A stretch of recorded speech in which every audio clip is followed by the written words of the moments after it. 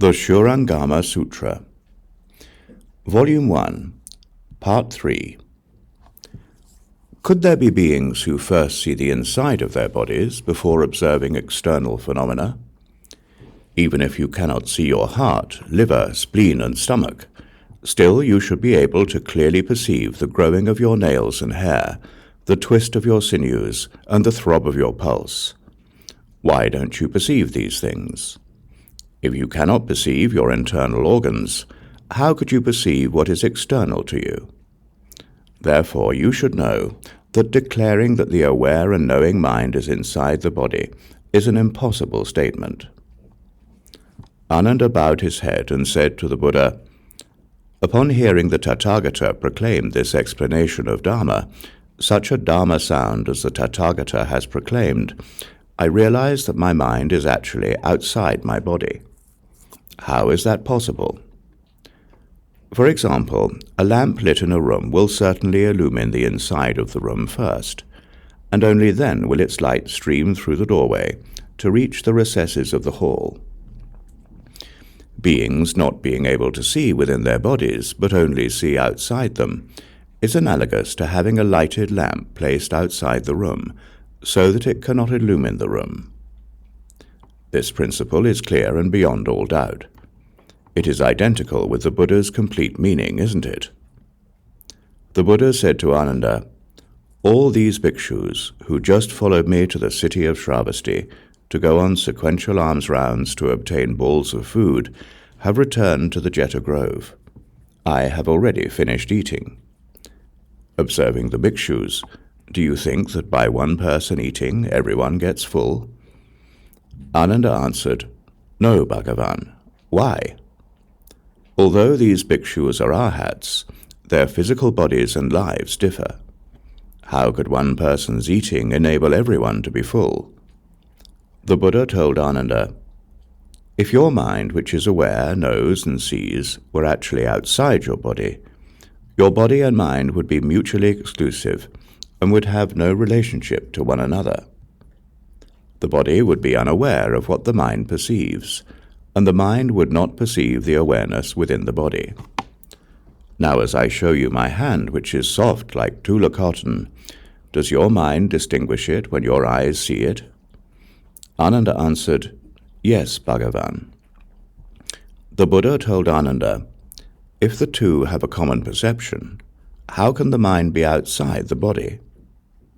Therefore, you should know that declaring that the mind which knows, understands, and is aware is outside the body is an impossible statement." Ananda said to the Buddha, "Bhagavan, it is as the Buddha has said. Since I cannot see inside my body, my mind does not reside in the body. Since my body and mind have a common awareness, they are not separate, and so my mind does not dwell outside my body. As I now consider the matter, I know exactly where my mind is." The Buddha said, "So where is it now?" Ananda said, "Since the mind which knows and understands does not perceive what is inside, but can see outside, upon reflection I believe it is concealed in the organ of vision. This is analogous to a person placing crystal lenses over his eyes. The lenses would cover his eyes, but would not obstruct his vision. The organ of vision would thus be able to see, and discriminations could be made accordingly. And so my mind, which is aware and knows, understands, does not see within because it resides in the organ. It can gaze outside clearly, without obstruction for the same reason. It is concealed in the organ." The Buddha said to Ananda, "Assuming that it is concealed in the organ, as you assert in your analogy of the crystals, if a person were to cover his eyes with the crystals and looks at the mountains and rivers, would he see the crystals as well?" "Yes, well-honored one. If that person were to cover his eyes with the crystals, he would in fact see the crystals." The Buddha said to Ananda, "If your mind is analogous to the eyes covered with crystals, then when you see the mountains and rivers, why don't you see your eyes? If you could see your eyes would be part of the external environment, But that is not the case. If you cannot see them, why do you say that the aware and knowing mind is concealed in the organ of vision as eyes are covered by crystals? Therefore you should know that you state the impossible when you say that the mind which knows, understands, and is aware is concealed in the organ of vision in the way that the eyes are covered by crystals. Ananda said to the Buddha, "Bhagavan, I now offer this reconsideration. Viscera and bowels lie inside the bodies of living beings, while the apertures are outside. There is darkness within, where the bowels are, and light at the apertures. Now as I face the Buddha and open my eyes, I see light. That is seeing outside. When I close my eyes and see darkness, that is seeing within. How does that principle sound?" The Buddha said to Ananda, "When you close your eyes and see darkness, does the darkness you experience lie before your eyes or not? If it did lie before your eyes, then the darkness would be in front of your eyes. How could that be said to be within?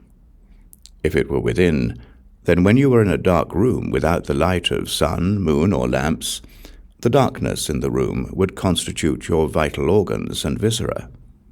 If it were not before you, how could you see it? If you assert that there is an inward seeing that is distinct from seeing outside, then when you close your eyes and see darkness, you would be seeing inside your body. Consequently, when you open your eyes and see light, why can't you see your own face? If you cannot see your face, then there can be no seeing within. If you could see your face, then your mind, which is aware and knows, and your organ of vision as well, would have to be suspended in space. How could they be inside? If they were in space, then they would not be part of your body. Otherwise, the Tathagata who now sees your face should be part of your body as well. In that case, when your eyes perceived something, your body would remain unaware of it. If you press the point and insist that the body and eyes each have an awareness, then you should have two perceptions, and your body, your one body, should eventually become two Buddhas. Therefore, you should know declaring that to see darkness is to see within is an impossible statement." Ananda said to the Buddha, "I have often heard the Buddha instruct the four assemblies that since the mind arises, every kind of dharma arises, and that since dharmas arise, every kind of mind arises. As I now consider it, the substance of that very consideration is truly the nature of my mind. Wherever it joins with things, the mind exists in response. It does not exist in any of the three locations of inside, outside, and in between." The Buddha said to Ananda, "Now you say that because dharmas arise, every kind of mind arises. Wherever it joins with things, the mind exists in response. But it has no substance. The mind cannot come together with anything. If, having no substance, it could yet come together with things, that would constitute a 19th realm brought about by union with the 7th defiling object. But there is no such principle. If it had substance, when you pinch your body with your fingers, would your mind, which perceives it, come out from the inside, or in from the outside? If it came from the inside, then once again it should be able to see within your body. If it came from outside, it should see your face first."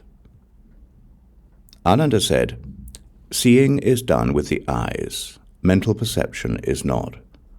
To call mental perception seeing doesn't make sense." The Buddha said, "Supposing the eyes did the seeing, that would be like being in a room where the doors could see. Also, when a person has died but his eyes are still intact, his eyes should see things. But how could one be dead if one can still see? Furthermore, Ananda, if your aware and knowing mind in fact had substance, then would it be of a single substance or many substances?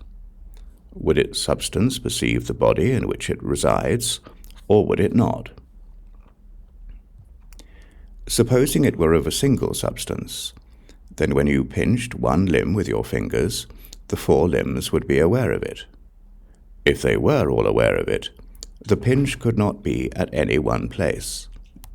If the pinch is located in one place, then the single substance you propose could not exist.